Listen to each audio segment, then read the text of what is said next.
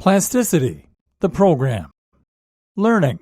The first part of a protocol designed to enhance brain function would have to involve continual learning. It is my belief that this is one of the best ways to prevent age-related cognitive decline, to promote a good mood, and generally to enhance brain health.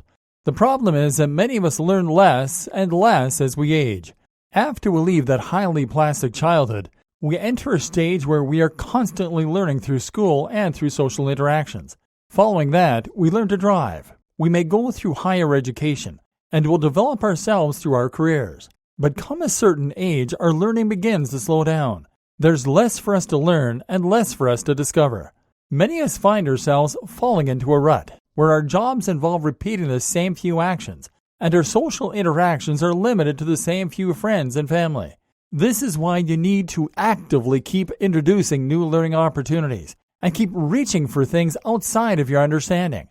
This can be done through your career, or it can be done as a hobby. Don't just focus on getting better at one hobby. Focus on expanding your repertoire of skill and knowledge. You'll not only become a polymath through force of will, but the continual learning will ensure it remains easy for you to pick up other new skills as a need arises.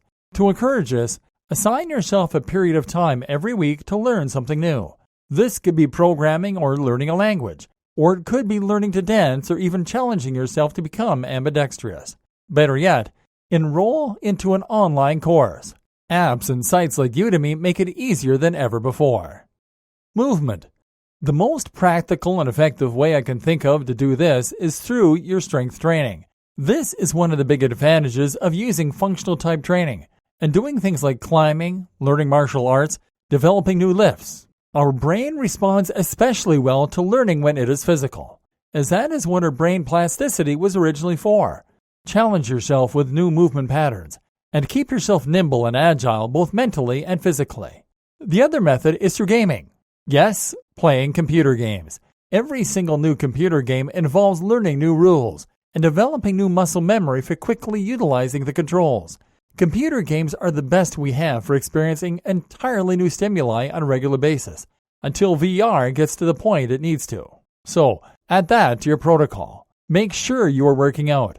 Make sure that this incorporates new and different moves, and make sure that you include cardio and weightlifting. Use your body, or you'll not only lose the muscle, but all that neural tissue that controls it.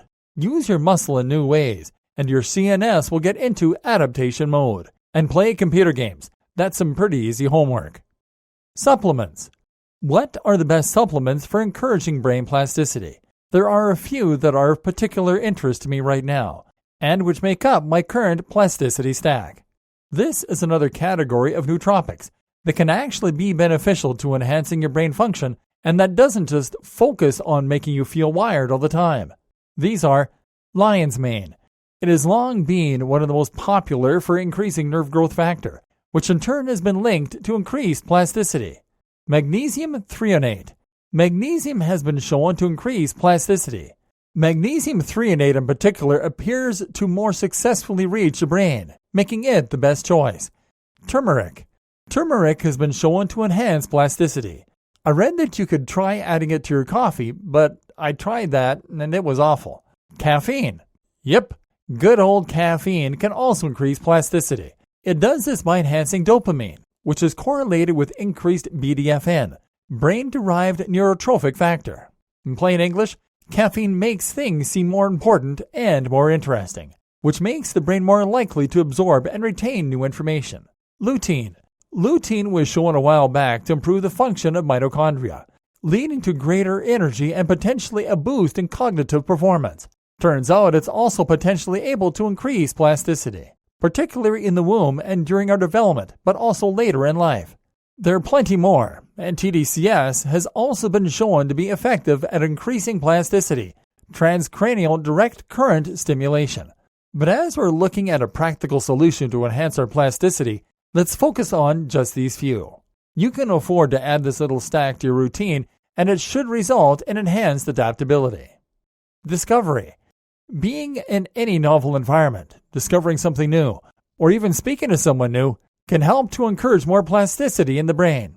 Interestingly, this has also been shown to be a trigger for accessing flow states. In other words, When you're somewhere novel or encountering something new, your brain wakes up, which encourages a flood of dopamine, and thus BDFN.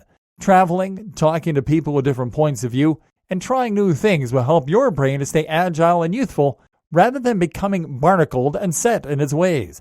An outward-looking brain is one that stays healthy, young, and plastic. So, follow this protocol and you will create a brain that is more plastic. From there, you can go on to learn much more complex subjects and even motor movements with relative ease.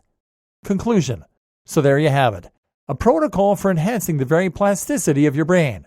Now, if you also combine this with the right kind of brain training, which is to say, focused on things that you want to get better at, exercising, playing computer games, learning, then you can expect to see greater returns than you would have enjoyed previously.